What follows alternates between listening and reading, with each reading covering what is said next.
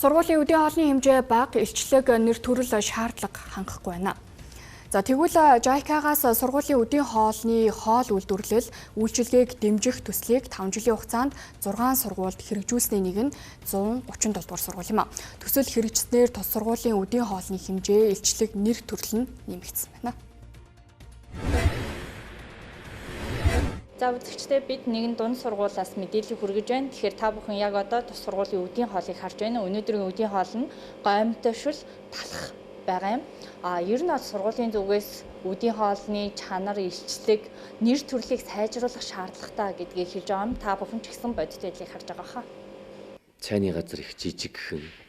За одоо ер нь юу гэж байгаа юм, зөвхөн хоол үйлдвэрлэлийн тоног төхөөрөмж багтахаас цаашаа марч цайг болж. Одоо тэгээ цаана нь одоо нөгөө нөөцлөх тийм ээ, одоо агуулгах тэр нөгөө хөргүүртэй байдлууд бол ер нь их хэцүү байдалтай. Тэгээл нөгөө ичлэг хэлгэл ордоо хүрэх үгүй юу гэдэг ч юм бол тэгээ хүүхдүүд яг тэрийг бүрэн авч чадах хэсэг гэдэг бол өстой цаасан дээр явж байгаа тоошгол байгаа.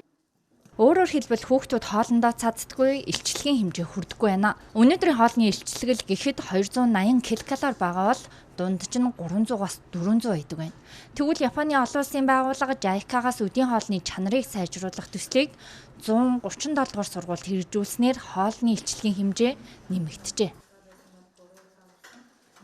Зөвчтэй бид JICA-гийн төсөл хэрэгжиж байгаа 137 дугаар сургуулиас мэдээлэл хүргэж байна. Та бүхэн яг одоо хүүхдүүдийн өдөрт иддэг үдийн хоолыг харж байна. Өнөөдрийн хоол бол бууз цайтай бууз, алаг салаад, амтд хүмүүс болон мёгтой шүл. Хүүхдүүдийн хувьд өмнө нь бол энэ төсөл хэрэгжихээс өмнө нэг л төрлийн хоол иддэг байсан. Харин энэ төсөл хэрэгжснээр нэр төрлийн хувьд нэмэгдэж ийм сет хоол иддэг болсон. Мөн хүнсний ногооны хэмжээ нэмэгдсэн. Түүнчлэн 7 хоногт нэг л удаа жимс иддэг байсан бол 3 удаа болж нэмэгдсэн байна. Манай сургуулийн хоол бол бус сургуулийг бодвол амттай бас тэжээлэг байдаг. Бид нэр хоолндоо маш их цаддаг. Ер нь бол надад хоол өдөржин гашаандаг. Тэгээд би ер нь нэг 15-20 хоногийн дараа яг эзэн хоолоо дахиад иддэг. Тэгээд 7 хоног болгон цэс нь ингээд шинчлэгдэж идэг. 14 хоногт 21 хоногт ч юм ингээд би бол ингээд одоо энэ хоолыг одоо өнөөдөр бууз гэсэн гэхээр дараа одоо хизээ бууж өгч байгааг санахгүй байгаа байхгүй юу. Тэгэхээр хүүхдүүд маань санахгүй байх нь арахгүй, би хүртэл санахгүй байгаа. Тийм учраас энэ төсөл маш их үр өгөөчтэй төсөл болж байгаа гэж харж байгаа. Төсөл хэрэгжээд эхэлснээс хойш тоног төхөөрөмж нэмэгдэж ирсэн. Жишээ гэх юм бол 12-50-тай жигнөр нэмэгдсэн.